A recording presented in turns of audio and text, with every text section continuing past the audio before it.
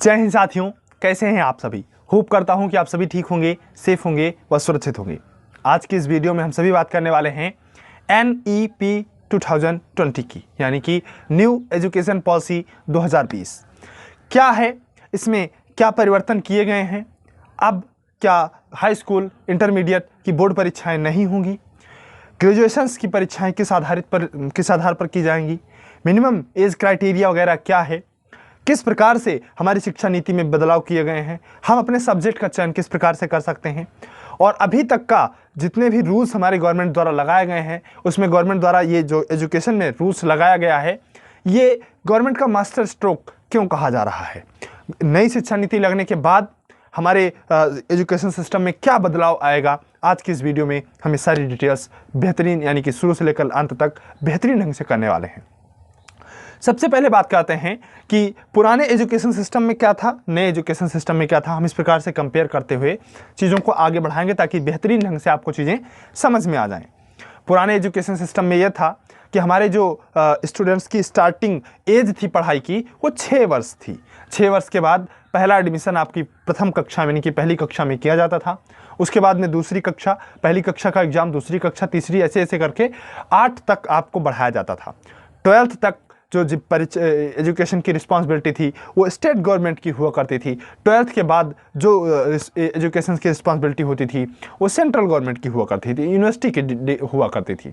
आपने कभी नहीं सुना होगा कि हमने ग्रेजुएशन जो है उत्तर प्रदेश बोर्ड से किया है। आपने ये ज़रूर सुना होगा कि हमने 12th उत्तर प्रदेश बोर्ड से किया है, मध्य प्रदेश बोर्ड से किया है, लेकिन जब भी ग्रेजुएशन की बात आती थी तो वो यूनिवर्सिटी करवाती थी, कोई भी स्टेट गवर्नमेंट ग्रेजुएशन की पढ़ाई नहीं करवाती थी। लेकिन सिस्टम अब बदल चुका है। जो शुरुआत में एज पहली कक्षा में जाने के लिए जो एज था 6 साल वो अब कर दिया गया है 3 साल, यानी कि अब आप अपने बच्चों को 3 साल की उम्र में विद्यालय, प्राइमरी स्कूल, प्राथमिक स्कूल भेज सकते हैं।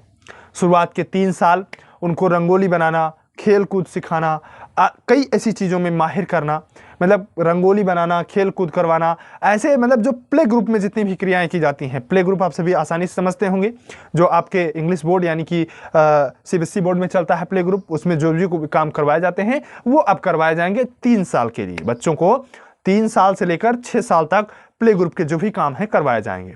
वहाँ पर खेलने के मटेरियल अवेलेबल होंगे, फुटबॉल है वगैरह वगैरह, मतलब जो भी चीज़ें हैं वहाँ पर बच्चों को दी जाएंगी।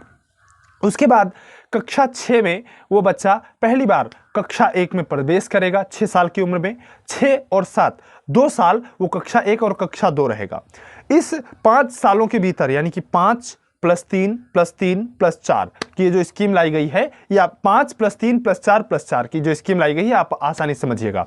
5 + 3 + 4 + 4 की स्कीम है। सबसे पहले शुरुआती के 5 साल आप लोगों ने समझा, 3 साल प्ले ग्रुप, 2 साल कक्षा 1 और कक्षा 2। इस दौरान अब किसी भी परीक्षार्थी को कोई भी परीक्षा देने की कोई जरूरत नहीं है। आपको डायरेक्ट कक्षा 3 में प्रमोट कर दिया जाएगा या भेज दिया जाएगा। आपसे परीक्षा नहीं ली जाएगी तो आपको पता भी नहीं चलेगा कि हम कब कक्षा 1 में थे, कब कक्षा 2 में चले गए। ये बात आप लोगों ने समझा। आगे की बात अगर किया जाए, बाकी जो सिस्टम है 5 हो गया, अब इसके बाद में +3 की बारी है। तो बाकी जो 3 साल हैं इसमें आप कक्षा 3, 4 और 5 यानी कि प्राथमिक स्कूल तक की शिक्षाएं आप कंप्लीट करेंगे। इस दौरान आपको पढ़ाया लिखाया जाएगा, जो भी काम है वो आपको करवाया जाएगा और आपसे परीक्षाएं भी ली जाएंगी। इसके बाद जो 3 साल का मॉडल है, यानी कि 6, 7 और 8, ये जो 3 साल का ये मॉडल है 6, 7 और 8, इसमें क्या किया गया है कि इसमें आपसे परीक्षाएं तो ली ही जाएंगी, साथ में ये तीनों क्लास के वर्गों को एक वोकेशनल ट्रेनिंग का प्रोग्राम रखा गया है। वोकेशनल ट्रेनिंग क्या होती है? वोकेशनल ट्रेनिंग सिस्टम ये होता है कि जिसमें आप कारपेंट्री करना चाहें यानी कि बढ़ई का काम करना चाहें कर सकते हैं, बिल्डिंग का काम सीखना चाहें सीख सकते हैं, माली का काम सीखना चाहें सीख सकते हैं। मतलब जो आप काम, आपकी जिस काम में रुचि है, जो आप सीखना चाहते हैं वो इसके परीक्षाओं के दौरान, मतलब इन कक्षाओं के दौरान आपको सिखाया जाएगा और प्रॉपर इसके नंबर भी आपको दिए जाएंगे। एक सिस्टम जो इस 3 मॉडल में और शुरू हुआ है वो ये है कि आपको आपके टीचर्स नंबर देंगे परीक्षाओं के। सबसे पहले परीक्षा का नंबर आपको मिलेगा, आपके टीचर्स आपको इवेल्युएट करके नंबर देंगे, आपके क्लास के छात्र भी आपको इवेल्युएट करके नंबर देंगे जो आपकी मार्कशीट में ऐड किया जाएगा।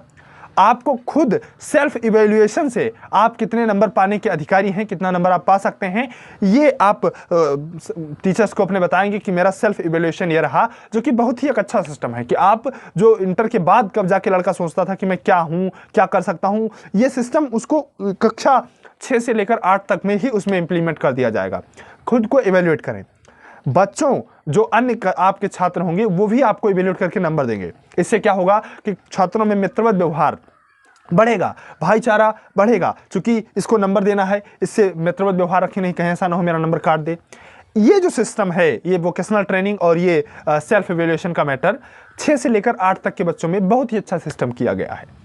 उसके बाद क्या होता था, कक्षा 9 में जाते ही हम सभी के पास सब्जेक्ट चूज करने का ऑप्शन आ जाता था कि हम सभी को क्या लेना है, हिंदी और इंग्लिश, और ये क्या बोलते हैं इसको, हिंदी इंग्लिश, लड़कियों के लिए गृह विज्ञान और लड़कों के लिए गणित, मतलब इसमें यहाँ ऑप्शन अवेलेबल था।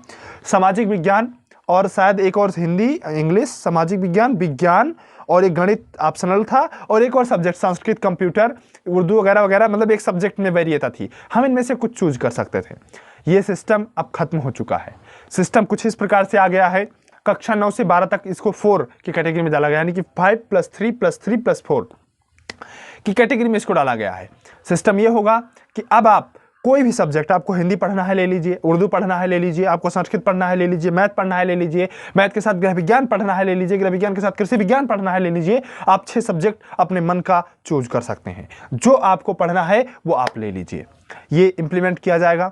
दूसरा जो सबसे बड़ा रूल्स लगाया गया है, अभी तक जो आपके एग्जाम्स होते थे ईयरली होते थे, आपकी मार्कशीट रिपोर्ट कार्ड ईयरली बनता था, ये सिस्टम अब बदल दिया गया है। आपका सेमेस्टर वाइज एग्जाम होगा, यानी कि 9th में आपको 2 बार एग्जाम देना पड़ेगा, सिमिलरली 10th में 2 बार, 11th में 2 बार और 12th में भी 2 बार आपको एग्जाम देना पड़ेगा। अभी तक जो नई शिक्षा नीति है इसमें यह क्लियर नहीं किया गया है कि जो दोनों एग्जाम हैं ये दोनों एज ए बोर्ड एग्जाम लिए जाएंगे, आपका सेंटर जाएगा कि आपका स्कूल कंडक्ट करवाएगा, इसके बारे में अभी किसी भी प्रकार से कोई जानकारी अवेलेबल नहीं है।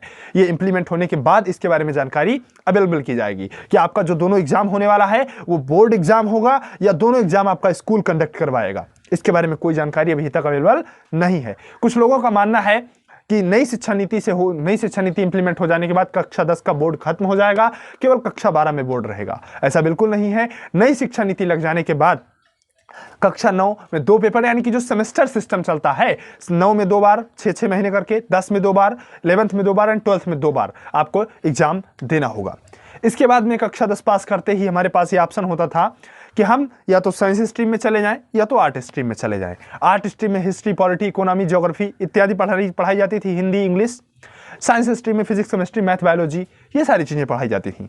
अब ये सिस्टम भी खत्म कर दिया गया है। आप चाहें तो साइंस पढ़ते हुए आर्ट की सब्जेक्ट ले सकते हैं, चाहे कोई बच्चा चाहे तो आर्ट पढ़ते हुए साइंस की सब्जेक्ट ले सकता है, चाहे कोई आर्ट साइंस दोनों सब्जेक्ट ले और साथ में कॉमर्स की भी सब्जेक्ट ले सकता है। इसमें अब कोई मैंडेटरी नहीं है कि आपको ये सब्जेक्ट लेनी ही लेनी है। आप सब ये चूजन का मैटर होगा कि आप कौन सी सब्जेक्ट पढ़ना चाहते हैं, आप उसे चूज कर सकते हैं। इस प्रकार से आप अपने इंटरेस्ट के अकॉर्डिंग सब्जेक्ट पढ़ेंगे और आप आगे बढ़ेंगे।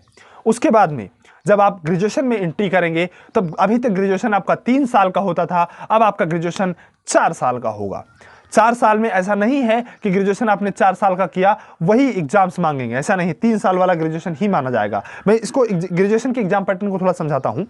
सबसे पहले चूज ऑफ सब्जेक्ट का मैटर वहां भी एप्लीकेबल होगा, जो सब्जेक्ट आप लेना चाहें ले सकते हैं, कोई भी सब्जेक्ट आपके लिए मैंडेटरी नहीं होगी, पहली चीज। दूसरी चीज, अभी तक का जो सिस्टम था कि हमने अगर फर्स्ट ईयर में एडमिशन लिया है, किसी कारणवश फाइनेंशियली प्रॉब्लम या कोई भी कारण से हम फर्स्ट ईयर के बाद सेकंड ईयर नहीं कर पाते हैं, हमारा 1-2 साल बीच में 3 साल गैप हो जाता है, तो हमको दोबारा शुरू से पढ़ना पड़ता था, यानी कि फर्स्ट ईयर से हमें दोबारा इंटरेस्ट मिलता था, फर्स्ट ईयर से फिर शुरू से पढ़ते थे। ये सिस्टम अब खत्म कर दिया गया है। आपने 1 साल पढ़ा, आपने पास किया, उसका आपको सर्टिफिकेट मिलेगा। अगर आप दूसरे साल नहीं पढ़ पाते हैं, तीसरे साल भी नहीं पढ़ पाते हैं, किसी कारणवश अगर आप उसके बाद अपना एडमिशन करवाने आएंगे तो आपको डायरेक्ट सेकेंड ईयर में एंट्री मिलेगी, इसमें कोई दो राय नहीं है। बात क्लियर समझ पा रहे हैं? अब बात करते हैं कि जो सर्टिफिकेट सिस्टम है ये कैसे काम करेगा। पहले साल जो आपको सर्टिफिकेट दिया जाएगा, पहले साल आपने परीक्षा दी, आपको एक सर्टिफिकेट नाम से सर्टिफिकेट दिया जाएगा। दूसरे साल जब आपने परीक्षा दी तो आपको डिप्लोमा का सर्टिफिकेट दिया जाएगा कि अब आप डिप्लोमा धारक हैं। तीसरे साल जब आप परीक्षा देंगे तो आपको डिग्री का सर्टिफिकेट दिया जाएगा कि आपका ये जो सर्टिफिकेट है 3 साल डिग्री, आप बैचलर डिग्री कंप्लीट कर चुके हैं। और आप चौथा साल का परीक्षा देकर जब कंप्लीट करेंगे तो आपको रिसर्च का सर्टिफिकेट दिया जाएगा कि आपने रिसर्च तक कर ली। साथ ही में एमफिल जो अभी तक होता था उसको खत्म कर दिया गया है। जो पोस्ट ग्रेजुएशन होता था पीजी, वो अभी तक 2 साल का हुआ करता था।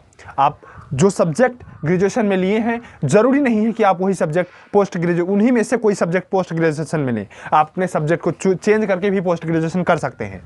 बात यह है कि जिन्होंने 3 साल का ग्रेजुएशन कर रखा है उनके लिए पोस्ट ग्रेजुएशन 2 साल का होगा।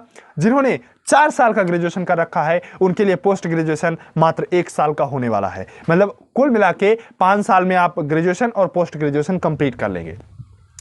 अब बात आती है कि जो एग्जाम्स होते हैं जैसे एसएससी सीजीएल है और हमारा यूपीएससी है, ये किस चीज को मान्यता देगा, किस चीज को मान्यता देगा? तो सिंपल बात, डिग्री तक अगर आपने कर रखा है तो आप इन सारे एग्जाम्स के लिए अवेलेबल होंगे। हालांकि आने वाले समय में अगर इन्होंने कोई परिवर्तन नहीं किया, अभी तक का जो सिस्टम है डिग्री तक का ही सिस्टम है।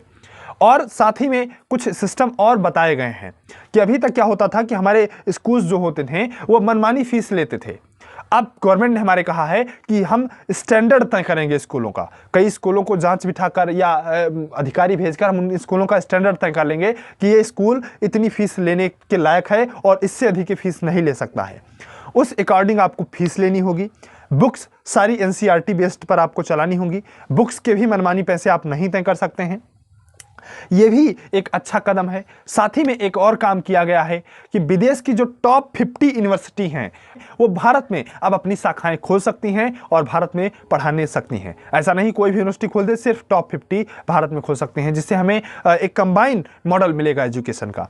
और साथ ही में कस्तूरी रंजन समिति ने न्यू एजुकेशन पॉलिसी तैयार की है। उन्होंने कहा है कि भारत को अपनी जीडीपी का 6% हिस्सा भारत को जो है न्यू एजुकेशन पॉलिसी यानी कि शिक्षा पर खर्च करना चाहिए।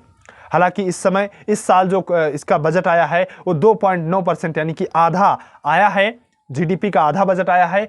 आगे आने वाले समय में देखते हैं कि क्या हमारी गवर्नमेंट जीडीपी का 6% हिस्सा एजुकेशन पर खर्च करती है। इसके लिए पीएम-श्री योजना, कई योजनाएं ऐसी चली हैं जो स्कूलों का उत्थान कंटिन्यूसली कर रही हैं। तो आशा करता हूं कि आप सभी ने न्यू एजुकेशन पॉलिसी को बारीकी से समझा होगा, क्या है इसके मायने, क्या हैं और कैसे ये इंप्लीमेंट की जाएगी। जब इंप्लीमेंट हो जाएगी तो आप लोग सारे सिस्टम इसके खुद ही समझ जाएंगे। तो आशा करता हूं कि आप सभी को ये वीडियो पसंद आई होगी। मिलते हैं किसी नेक्स्ट वीडियो में ऐसे इंटरेस्टिंग टॉपिक को लेकर। तब तक के लिए आप सभी को जय हिंद।